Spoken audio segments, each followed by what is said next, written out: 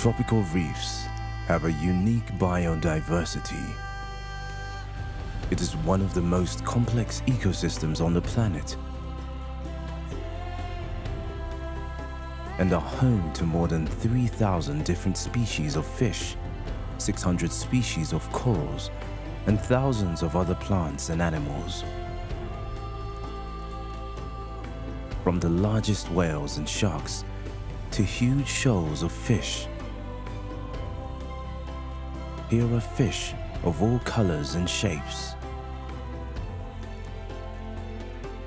From great giant clams to the smallest centers like nudibranches, bristleworms, and little pygmy seahorse, tiny as a grain of rice.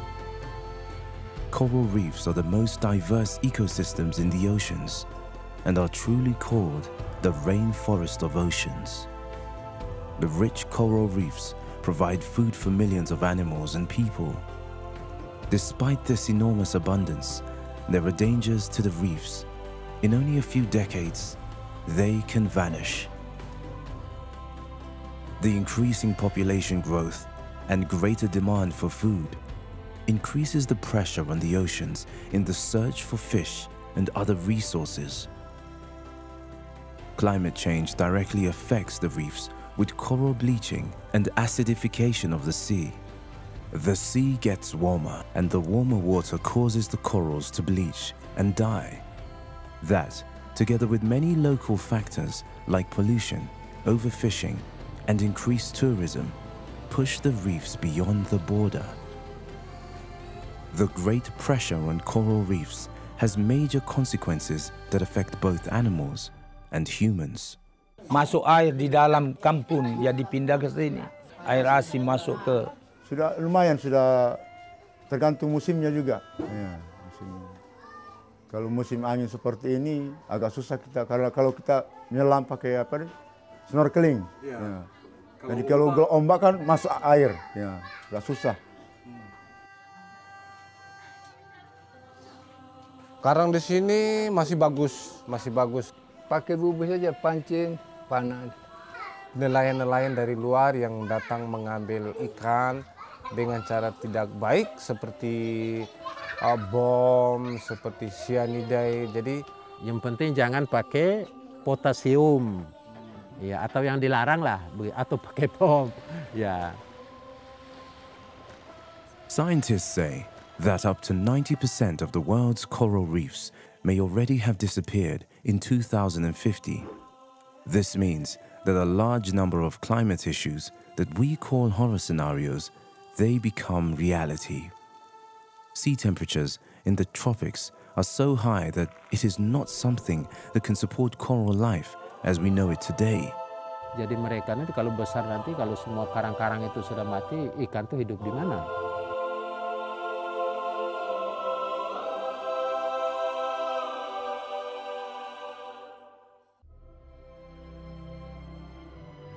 Selvom de tropiske koralrev fylder mindre end 1% af havets samlede arealer, og det er faktisk mindre end halvdelen af Frankrig, så rummer de en enestående biodiversitet. 25% af alt liv, der findes i havet, findes herude i koralhavet.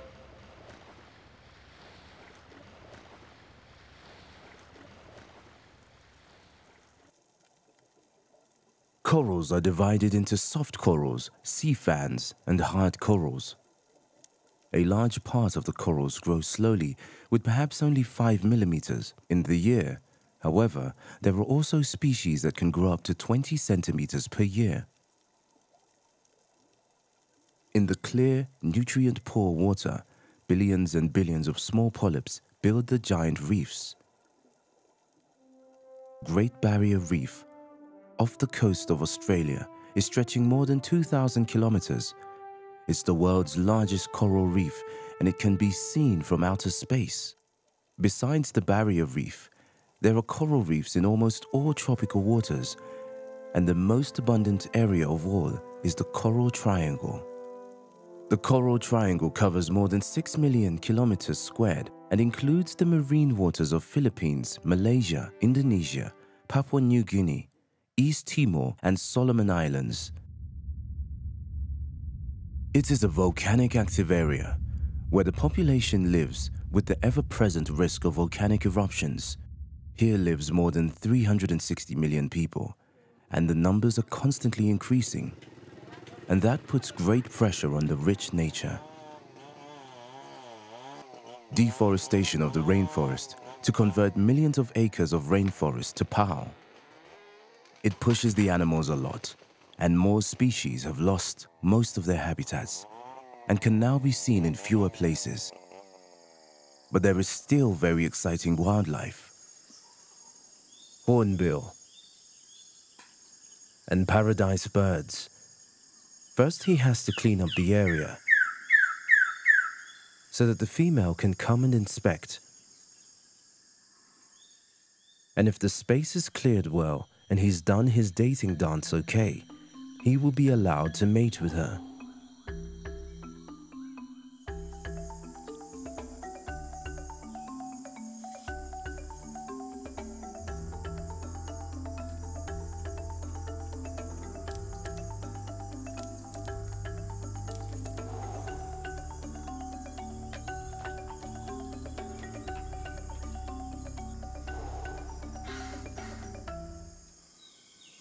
There are also many other fascinating animals, large spiders that are just too big. The peaceful bear Cuscus, actually a marsupial in family with the Australian kangaroos, and monkeys.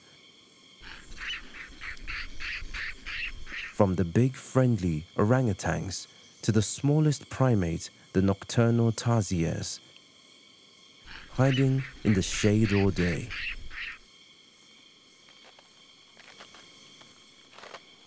Lizards, from the smallest over those who climb trees and have wings, to the giant up to 3-meter-long Komodo dragon as a reminiscent of the dinosaurs from the past.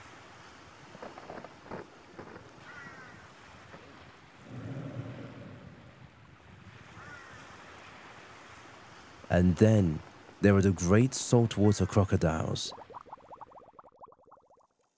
In the sea, there is a myriad of life. The Coral Triangle is the global center of marine biodiversity, both in terms of fish and other marine life and coral. Here you find more than 600 different species of coral and 3,000 different species of fish. It is a unique, rich ecosystem. The locals call it the mother of all seas. It is the powerful ocean currents where the Pacific Ocean and the Indian Ocean meet that provide the backdrop for the rich life. The ocean currents can vary with temperatures as high as 13 degrees. The animals use the reef in many different ways. This is where they live and find their food, unless they themselves become food for others. The reef is also used as a dwelling, from the smallest animals hiding in small crevices to the large wobbegong shark lying in a cave and just waiting for food to come to it. Diving in tropical coral reefs is a unique experience. It is filled with life, and you are captivated by marvelous and beautiful creatures living in the colorful corals. The animals of the reef have many different strategies. The anemone fish live in symbiosis with sea anemones. The anemones are toxic to other fish, but the clownfish have adapted to the anemone and have a special mucus layer on the body that protects it from the poison of the anemone. Both the clownfish and the anemone benefit from cohabitation. The clownfish can hide from predators between the tentacles of the sea anemone, and the anemone receives food from the remnants of the fish the anemone fish has eaten. And at the same time, the very territorial anemone fish protects the anemone from being eaten by turtles and getting parasites removed. All clownfish are born as males, and it is only the largest in an anemone that is a female. When she dies, the largest male changes sex and becomes the new dominant female in the anemone. There are many other types of symbiosis on the reef. The little goby lives together with a shrimp. The pistol shrimp have really poor eyesight, and being almost blind, it cannot spot their predators until it's too late. The goby keeps watch and provides food and shrimp, keeps the cave nice and clean. Although it may well be cumbersome and tease a lot.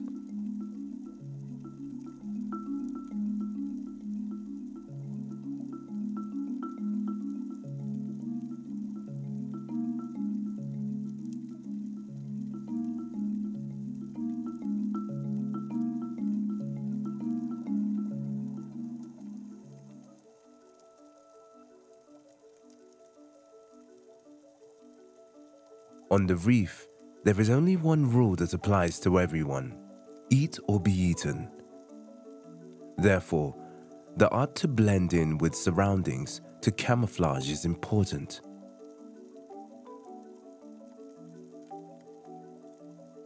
The ghost pipefish resembles a piece of seaweed that drives in the water. They swim close to the bottom or between seaweed to hide. That way, they avoid possible enemies, and at the same time, they can get close to their prey. They are related to seahorses. A true master of camouflage is the octopus. It can change colors and adapt to surroundings as fast as it moves across the reef. Frogfish is also brilliant at imitating their surroundings. They can look like the corals or the fungi they're living in and completely coincide with the surroundings. But it takes the frogfish several days to change color to the new surroundings. Frogfish are lousy swimmers, so they use the front pair of fins as they walk on the seabed. They catch their prey by using the long antenna-like fish rod that goes out from the front dorsal fin. When the prey is close, the frogfish creates a powerful negative pressure which actually sucks the prey into the mouth of it, and it goes very rapid. There are many other creatures who are good at camouflage. The small signal goby, or crab-eye goby as they're called, are often seen in pairs. They use another strategy to protect themselves. The two colored spots on the dorsal fin looks as big as eyes. They're also called eye spots. The eye crab goby lives on the sandy bottom. They dig a deep cave in which they live and lay eggs in. At night, they close the cave so that predators cannot enter and attack them. When the crab goby swims across the sandy bottom, it may well look like a crab that moves sideways across the seabed. That saves the small fish from any attacks.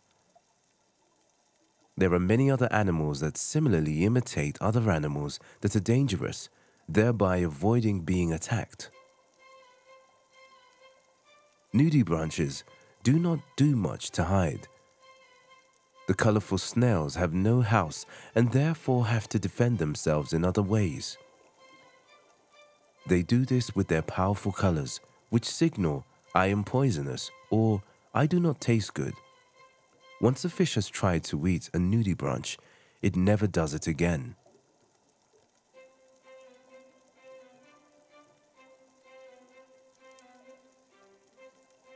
Hermit crabs do not have a house and therefore need to protect the soft abdomen in abandoned snail housings. Some say it looks like a comb a mermaid has lost on the seabed, and others think it's a thoroughly peeled fish skeleton, but it is not some of the parts. It's a Venus murex snail. The snail is a predator living on other snails. The many spikes use it to prevent predators from attacking it, while preventing the spikes from snapping into the bottom as it crawls through a soft mud floor.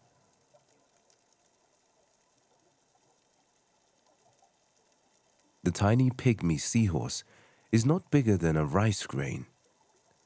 It coincides entirely with the large fan corals in which it lives.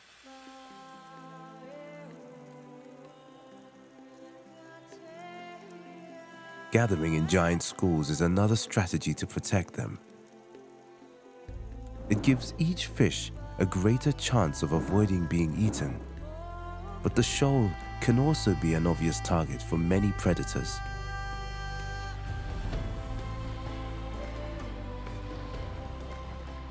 Den enorme rigdom, man ser herude i havet, den er grundlag for mere end 120 millioner mennesker. Dels direkte i forhold til fiskeri, hvor der er mange, der henter deres væsentligste del af proteinføden, men også i forhold til jobs inden for turismeerhverv.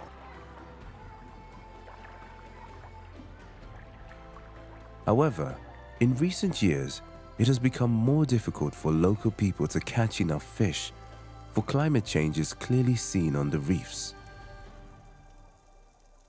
The microscopic coral polyps that build the reefs live in close symbiosis with an algae, the Zooxanthella. The algae can only live in water with a temperature between 21 and 29 degrees Celsius. When the temperature in the water rises, the algae dies and the coral polyps don't get the energy and nutrition from the algae. The coral polyps starve. If the temperature does not fall and the new algae comes in, the coral polyps will die of starvation. When that happens, the corals lose their colors and coral bleaching, so only the bleached limestone is left. Due to climate change, the temperature in the water has increased, and it is very noticeable to local fishermen. Karang di sini masih bagus, Tidak ada mati begitu, tidak tahu kita kena apa dia mati. Kalau putih sudah mati. Laut itu apa namanya dingin, panas ya dingin. Ya. Ikan-ikan pada Ya kalau dulu masih banyak ikan dan lebih mudah untuk nelayan untuk mendapatkannya. Tapi kalau sekarang sudah agak susah, ikannya juga sudah pada kecil-kecil. Kayak ada besar begini ada, ya. Nanti tidak ada lagi. Cawe, nanti dia lari sudah.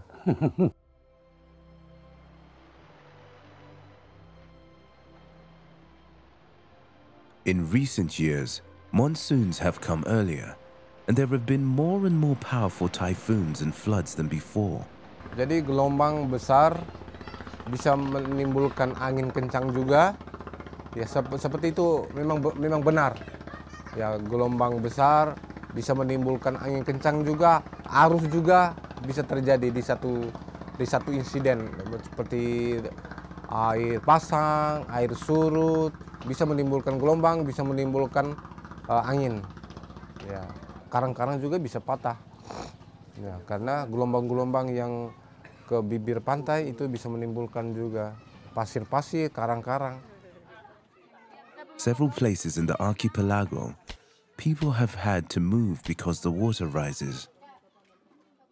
At Komodo, the people have to build a wall to prevent flooding in the village. Ya memang dengan adanya penahan abrasi, seperti kalau bahasa Indonesia namanya tanggul, itu memang dibuat sengaja untuk masyarakat rumah-rumah yang di pinggir pantai, agar air laut tidak naik di tengah kampung.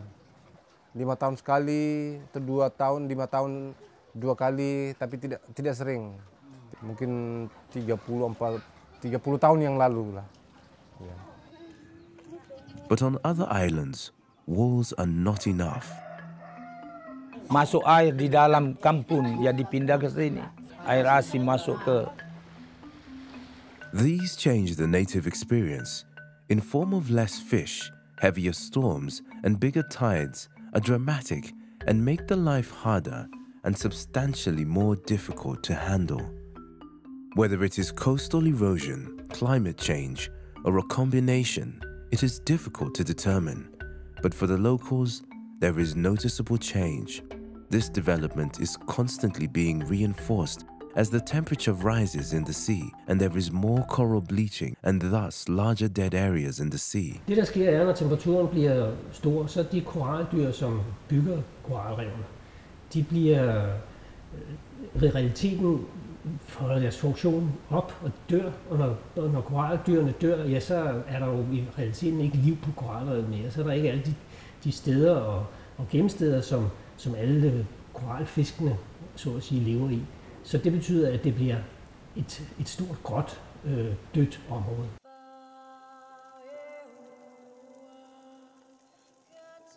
If coral reefs are to have a chance to survive, it is important to stop climate change and slow down CO2 emissions to keep global temperature rise below 2 degrees Celsius. And even though the coral reefs will continue to undergo major changes, I løbet af de næste 30 år, så vil vi se en øget afblejning af koralrev. Altså de steder, vi i dag ser, der er hårdt udsat, de vil fortsætte. Vi vil sikkert se koraldød flere af de steder, som i dag er meget udsatte.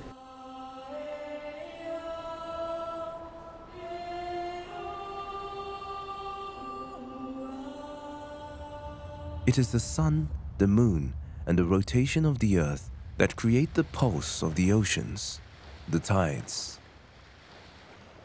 Twice a day, the sea levels rise and fall and leave parts of the coast dry, only leaving small ponds back on the coast.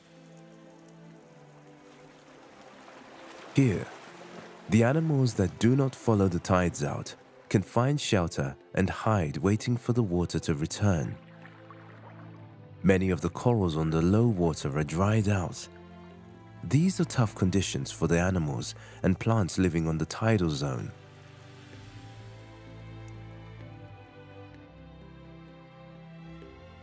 When the tide withdraws, the animals must keep up to stay in the water.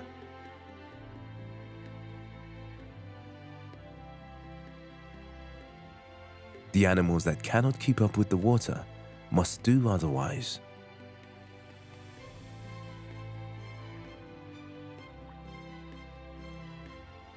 The big giant mussels stay close together and wait. Snails are trying to keep up following the water out, and if that's not possible, they must also stay close and wait for the water to return. As the tides retreat, the climbing fish Kirk's blenny appears. They graze on the algae growing on the rocks.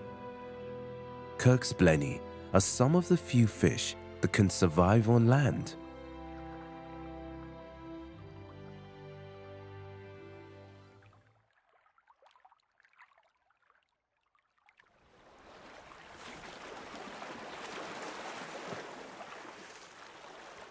An octopus has been caught in a small pond.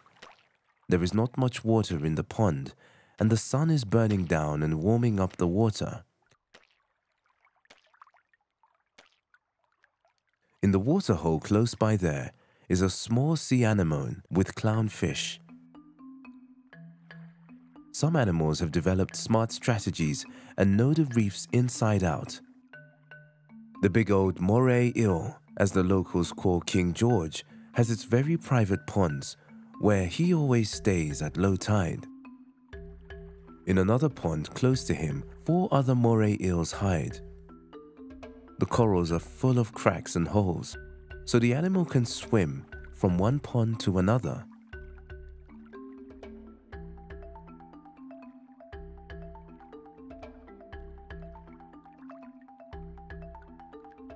The octopus has not succeeded getting into a larger pond, and there is still a long time before the tide returns.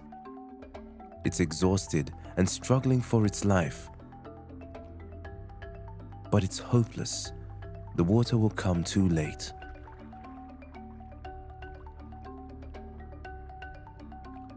The crabs are already busy with the octopus, and exhausted as it is easy prey and a delicious meal for the crabs.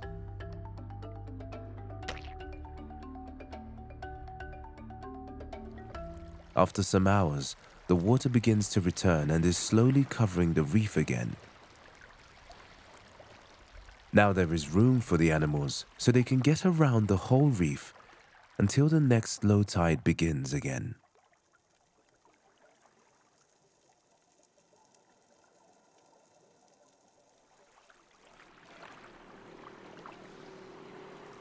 Der er ingen tvivl om, at klimaforandringerne er klart det største problem i forhold til koralrevene. Den opvarmning, der sker, så koralrevene blegner og dyrene dør, er selvfølgelig det værste. Men der findes også en hel masse lokale påvirkninger. En af dem sidder jeg i lige her, det er forureningen.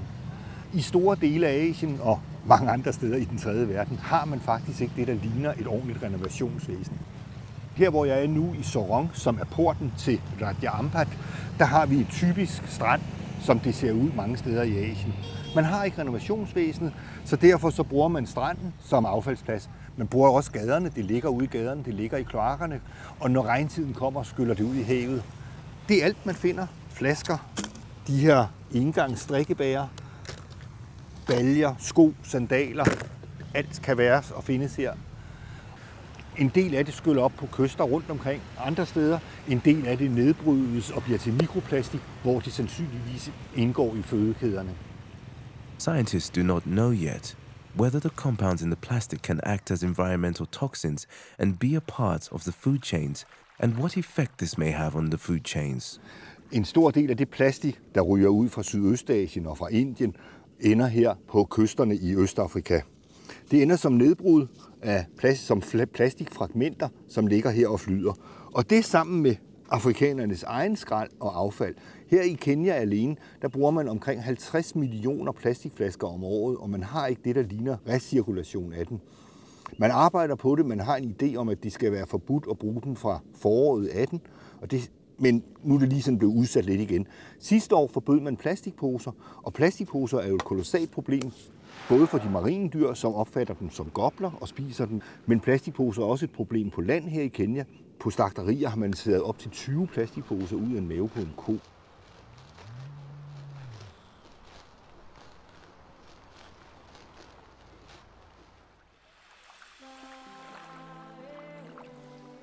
As long as there have been people in the area, they have been dependent on the rich sea and what they can harvest from it. The constantly increasing population and the rapidly growing economy in Asia are pushing resources into the sea. It abounds in fish on the large fish markets, and demand is constantly rising. Large fishing vessels empty the sea for fish. Huge shoals of tuna are caught and sold in the markets. And it is far from all fishing that is legal. Illegal fishing, or pirate fishing as it's called, are a major problem in many places.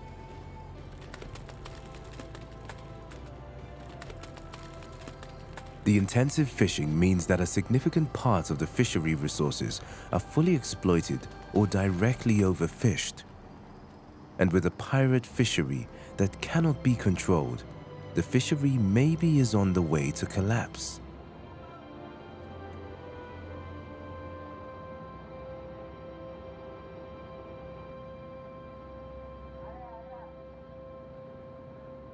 There are many different species of fish that's being caught. It's estimated that there is 270,000 caught sharks every day, only for the sake of their fins. And often the fins are cut off and the shark is thrown into the sea again without the shark being killed.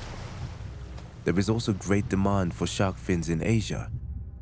They are used for shark fin soup and traditional medicine said to prevent heart disease, lower cholesterol, and increase potency. The big shark fishing creates a disorder in the ecosystem. Hajer formerer sig langsomt. Mange hajarter er kønsmodne, når de er omkring 7 år gamle, og nogle af de store bliver først kønsmodne, når de er 15 år. Det betyder, at når hajerne bliver fanget, før de bliver kønsmodne, så kan de ikke nå at reproducere sig selv, og derved holde bestanden intakt.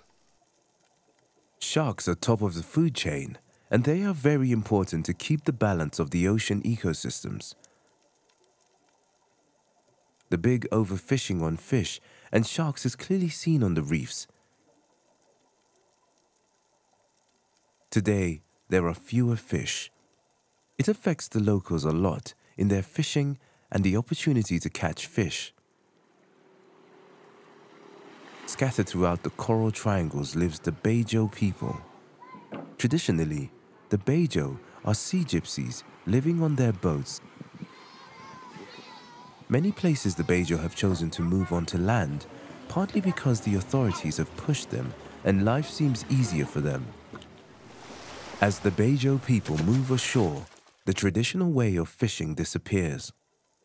Previously, the Bejo was fishing as an underwater hunter, where he would dive deep and long into the sea, hunting with homemade goggles and a harpoon. A skilled Bejo hunter could swim down to 15 to 20 meters deep and be down there for several minutes. Today it is becoming a rare sight, and only a few master the old traditional fishing methods.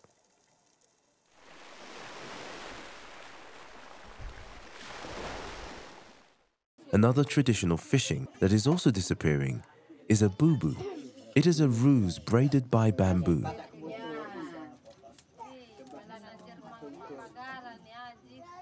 Saya punya bapak, iya asli di sini. Tidak menyeluruh ini pasang bubu, hanya ini saja. Itu hanya 5 orang saja yang biasa pasang bubu. Ya masuk dari sini. Ini ikan karang saja masuk. Ya. Batu di atas, di pinggir, keliling batu dengan di atasnya itu. Ya. The bubu fish trap is made of bamboo and is a sustainable form of fishing. Bamboo does not grow on the island where Haji lives. It takes him one day to make the trap, and it is expensive to buy the bamboo, so he has to catch many fish to get the economy together. Macam saya tuanya itu ya. Kalau banyak sudah ikan, bawa sudah. Ya. Kalau masih kurang, belum dibawa. Therefore, Haji constantly has 5 traps out to catch enough fish. Besides the traditional fishing methods of underwater hunting and babu, some people also use other methods to catch fish.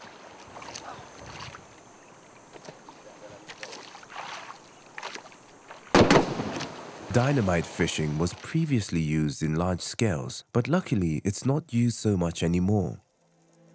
It's easy to fish with dynamite. The pressure wave from the explosion spreads far through the water and kills or paralyzes the fish in a large area. The fact that all other animals and corals in the area will suffer or die, and that the whole area is left as a desert, is another matter. In many places, it has been realized that in the long term, people dig their own grave by using dynamite fishing. But the areas where there have been dynamite fishing will take decades before the reef has recovered. Dynamite fishing is illegal, and the scale of dynamite fishing is declining, but it still takes place in many places. Hassan worked for many years as a traditional fisherman, but at one point it went wrong and he got decompression sickness. Today, he is paralyzed in the lower body. Belajar nyelamnya itu pokoknya dari kecil lah. Ya, dari kecil. Bahkan saya itu 7 hari sudah menikah, ini kena penyakit ini. Tetapi saya yakin, ya, sesama manusia itu vonisnya memang begitu. Tapi urusan Allah dengan manusia itu memang orang tidak tahu begitu. Memang hidupnya itu sudah di laut itu, ya. Yang namanya kami orang Bajo itu hidupnya di laut, apapun namanya cari ikan itu kami ambil semua dengan mancing. Pokoknya segala macam orang Bajo itu lakukan semua itu. Ya. Kalau tangkap pakai bom memang cepat habis dia. Yang mana yang dibutuhkan. Jadi ikan-ikan lain yang kecil-kecil itu mati bodoh-bodoh lah begitu. About 98% of coral reef fish cannot be bred in captivity. Therefore, there is a great fishing for living fish. In many places, fishermen use the poison cyanide to catch the fish. The diver injects the poison into the caves the fish are hiding in, and when the fish is stunned, it is easy to haul it out. Det, der så sker, er, at fisken kan tage skader. Den kan få øjenskader, den kan få skader på indvoldene osv.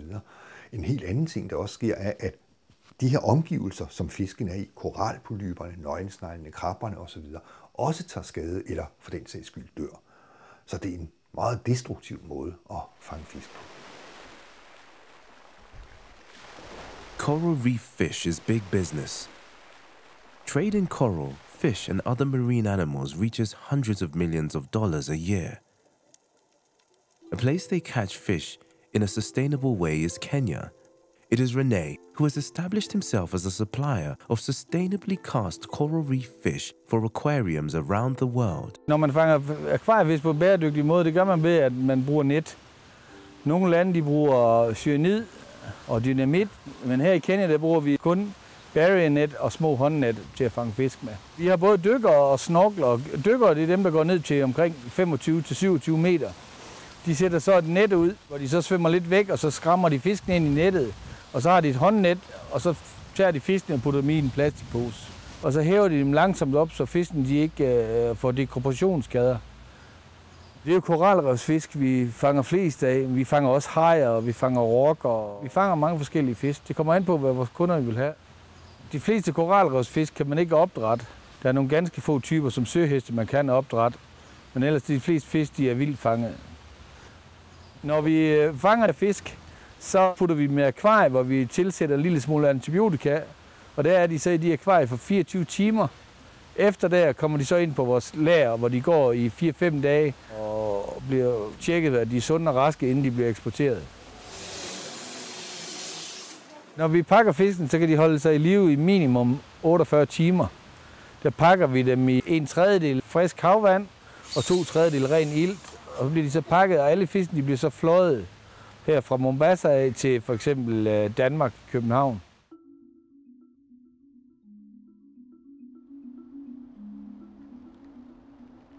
When the sun goes down, the reef changes. The parrotfish makes ready for the night.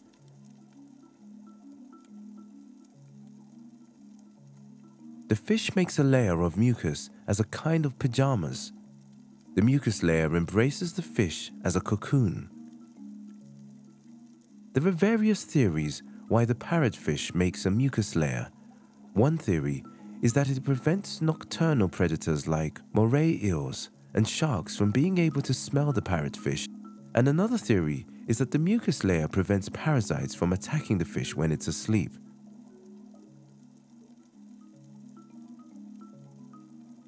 A turtle has laid down on the reef to sleep, and even though it has to come to the surface to breathe, it can dive down for several hours, so it will probably have a good long sleep. They look like flowers, but it's an animal. It's feather stars. They are related to starfish and sea urchin. A lionfish is hunting. They swim slowly close to the seabed, where they hunt small fish that lays on the sand.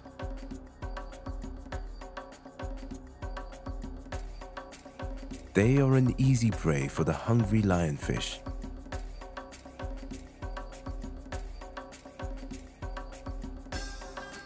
The moray eel that has been hiding in the reef all day is now hunting. It eagerly examines the reef in search of prey.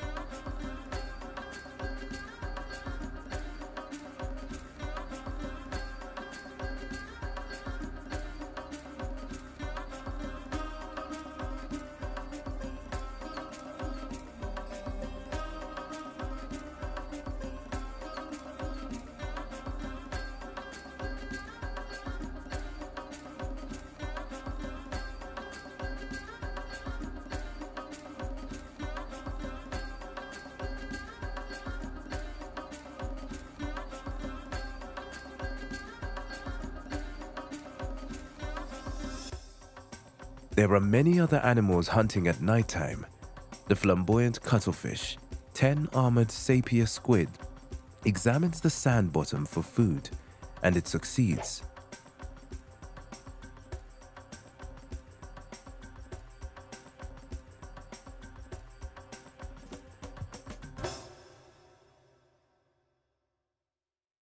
Once a year, it occurs. Few days after the full moon, the coral reef spawns.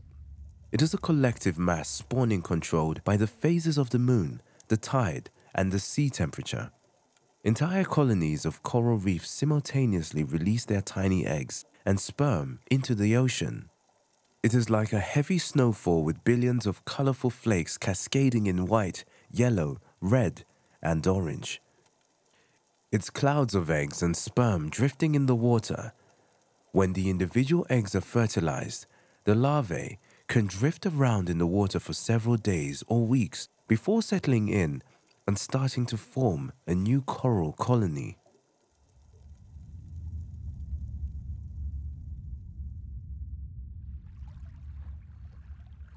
Turtles are fascinating animals. They can dive deep into the ocean.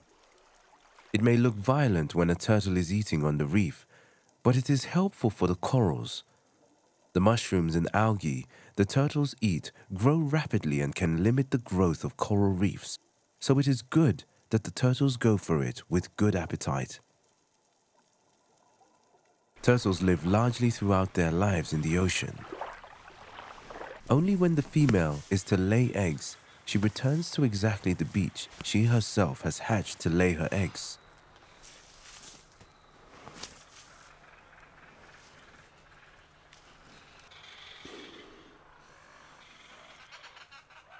Over the past several years, it has become more and more difficult for the turtles to find quiet places and peace so they can lay their eggs. Big hotels being built on many beaches do disturb the turtles. Where the big hotels are being built, the animals can no longer be left alone. Sanur Beach in Bali was previously a peaceful beach where the large sea turtles went ashore and laid their eggs. Today, the turtles cannot rest to lay eggs on the beach because the tourism has taken the place. Locally, though, the eggs are collected and the turtles are reared until they are large enough to be set free so they can return to the sea. Turismen er steget voldsomt igennem de senere år. Dels den almindelige generelle øgede velstand, men også fordi Kina har åbnet grænserne, og pludselig er der en masse turister, der kommer derfra. Bare i Indonesien og Filippinerne, der er turismen tredoblet siden år 2000. And the tourism boom continues. Hotels, restaurants, and other facilities are being built for tourists. But often the infrastructure is not geared to take care of necessary functions, such as waste management, wastewater treatment, which is therefore polluted, and sewage runs into the sea and pollutes the reefs. The growing of tourism is too rapid, I would say, because the increasing of the number of the visitors is too high and the people is not ready, and it creates, besides the opportunities, but it also creates many negative impact, I would say. When the people doesn't understand about what's going to happen with their island in 10 years from now, and the investor comes and then offer them like the money they never even think before, they just like sell the land and everything. What they don't understand is the next generation cannot afford to pay the land back. So it's massively happened here. 60% of the strategic land is now owned by investors. Foreigner and Indonesian investor from Jakarta. The increasing tourism has also a direct physical impact on the reefs, with fishing, sailing, snorkeling and diving making damages to the reefs.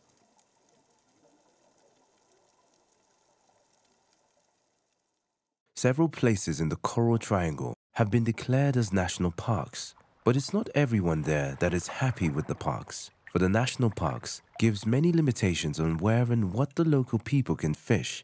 And when a fisherman, who may have worked hard to survey due to poor fishing, suddenly no longer has the right to fish where he and his ancestors have fished for many generations. Dari segi asas manfaat, orang-orang masyarakat di sini sebenarnya tidak terlalu senang dengan adanya Taman Nasional Komodo. Keluasan mereka untuk menangkap ikan itu bagus. Mereka masih leluasa, bebas. Ketika misalnya masuk Taman Nasional Komodo, akhirnya banyak larangan-larangan dari Taman Nasional Komodo yang kemudian membuat zona. The locals are often promised improvement in order to accept the new restrictions associated with the nature conservation. Rinca dan Pulau Komodo itu mendapatkan fasilitas tenaga listrik oleh pemerintah. Kalau Papagarang tidak ada. If people say that they are not happy, of course, they expand the tourism side without the offer alternative solution. But there are also some who can see the benefits of nature conservation because it works as intended. Ya, senang. Tidak ada orang buang ikan, tidak ada orang potas ikan. Ya. Nelayan-nelayan yang suka ambilnya tidak ramah lingkungan sudah tidak ada karena patroli itu selalu dilakukan oleh Taman Nasional. Ya. The pressure to the park is very high. The destructive fishing, because we have also part of the park that they allow for the sport fishing, and then the divers. Now our government also approach Chinese market. It's make even worse, because the national park is squeeze the fishing zone, expand the tourism side, and without offer the tangible program for the fishermen in the village that makes the tents higher every day. And I think it's not really safe for the park itself. Looking from the conservation point of view, the park cannot sustain. I would say in 2025, it's gonna be like 50% maybe will be destroyed. Tropical coral reefs offer a unique biodiversity. More than 25% of all marine animals and plants are found here. It is the largest living structure on our planet and the only one that is visible all the way from space. The Coral Triangle is the global epicenter of marine biodiversity in the oceans. It is from the Coral Triangle the corals and fish have spread across the tropical sea areas. The locals call it the mother of all seas. It's not only the reefs in the Coral Triangle, but all the tropical reefs that are threatened and may be on the way to disappearing. Climate change and ocean acidification are the biggest global threats. This, together with local problems such as pollution, overfishing, rainforest deforestation, and increasing tourism, affect all the reefs, so they will disappear faster and faster. Over the past 30 years, we have lost half of the world's coral reefs. Now researchers predict that we can lose up to 90% of the reefs by 2050 if we do not stop the temperature increases due to climate change. Vi kan godt stoppe klimaforandringerne. Det kræver enormt stor vilje, og vi kan sige, at der er jo i princippet vilje. Der er en aftale i Paris, der er indgået af alle verdens lande. Der er visse forbehold, hist og pist, men hvis man skal tage de positive briller på, så kan vi godt. Vi ved, hvad der skal til, men der er store omkostninger forbundet med det i forhold til den måde, vi lever på i dag. For 25 år siden havde jeg den store glæde for første gang at prøve at dykke her ved Menjanken på den nordvestlige del af Bali. Allerede dengang var det et marinereservat, og det var en fantastisk oplevelse. Der var kæmpe stimer fisk, store viftekoraller, skildpadder, alt var der. Today, the reef is actually dead. A few fish and a single sea fan have survived. It is clear to see how the reef is destroyed may be due to dynamite fishing and damage from too many divers. But maybe there is hope. Locally, there are many enthusiasts who work eagerly to create better conditions, both for the reefs and their local communities. Every Sunday morning, Nyoiman meets with all the children in the city, Tulamben in Bali, to collect waste together. They begin to collect garbage in the village and end after a few kilometers down on the beach.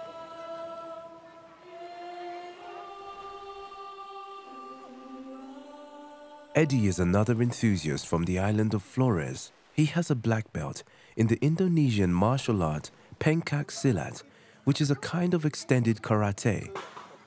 Every Sunday, he gives free lessons on the beach in Labuan Bajo. But first, after the students have participated in cleaning the beach for waste, and the training is moved from one beach to another every week so that they come around the entire coast in the area. Marta spends all of her time supporting the small communities so they are not abused of speculators and large consortia. For Marta, it is important that the communities are getting the benefits of tourism and that tourism goes hand in hand with nature conservation. Because before the park become the national park, they've been living there for ages, so they know better than any other people. Make them important, then involve them in everything, and I think it will work. Both Marta and Neumann and Eddie believe in the future and that they together with others can turn the future for the better. All of them are also involved in projects where they grow corals. Small corals are planted on a hard surface. Neumann called it his planting table. The tiny corals must be looked after and cared for. They must be brushed clean of algae once a month so that the coral polyps do not become overgrown of algae. The tiny corals are very vulnerable. It's an endless and time-consuming job. And when you see the small coral restoration projects, it seems like a very small drop in a huge ocean. Can it really help save the world's coral reefs?